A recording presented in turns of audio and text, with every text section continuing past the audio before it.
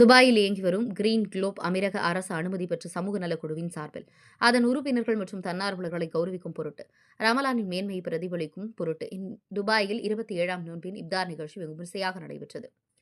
இந்நிகழ்ச்சியில் சிறப்பு விருந்தினர்களாக சிங்கப்பூர் ஹவுஸ் உரிமையாளர் மற்றும் அமீரக காங்கிரஸ் தலைவர் டாக்டர் அப்துல் மாலிக், கேப்டன் தொலைக்காட்சி, தவசி தொலைக்காட்சி வளைகுடா முதன்மை நெறியாளர் கமல் கேபிஎல், ஜாகுவா பிரிண்டிங் நிறுவன உரிமையாளர் ஷா மற்றும் குடும்பத்தார்கள், அன்வர் குரூப் ஆஃப் கம்பெனிஸ் நிறுவன உரிமையாளர் அன்வர்தீன், பென்சைபா நிறுவனத்தின் சிஇஓ சந்திரசேகர், மெரிடியன் மேக் நிறுவனத்தின் சிஇஓ சுரேஷ் ரோவே, தோளதிபர் முதுஜா, ஏடபிள்யூஆர் நிறுவனத்தின் நிறுவனர் வசந்த் ஆகியோர் கலந்து கொண்டனர்.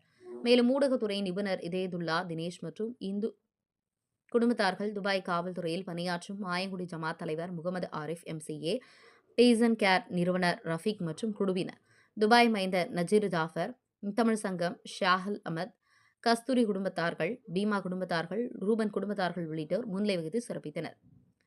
நிகழ்வில் கிரீன் குளோப் நிறுவனர் ஜாஸ்மின் அபுபக்கர் வரவேற்புரை நிகழ்த்தி கிரீன் குளோப் அமைப்பின் சேவைகள் மற்றும் திட்டங்கள் குறித்து விளக்கினார். நிகழ்ச்சியை கிரீன் குளோப் உறுப்பினர் தாகீர் நெறியாள்கை செய்தார்.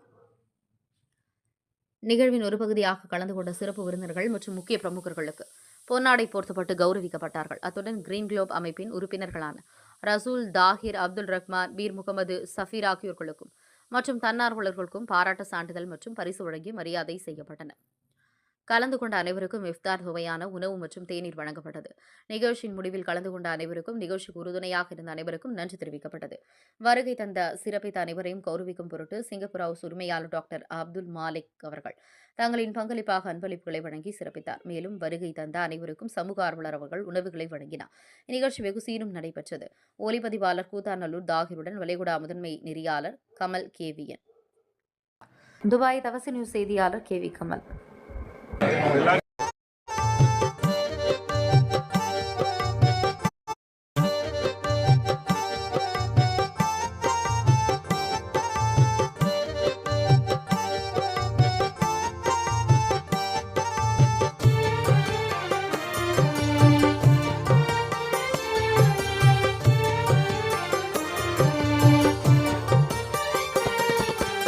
இதயமெல்லாம் நிறைந்திருக்கும் கருப்பு வைரமே, பல குடும்பங்களை வாழ வைத்த அன்பு தெய்வமே.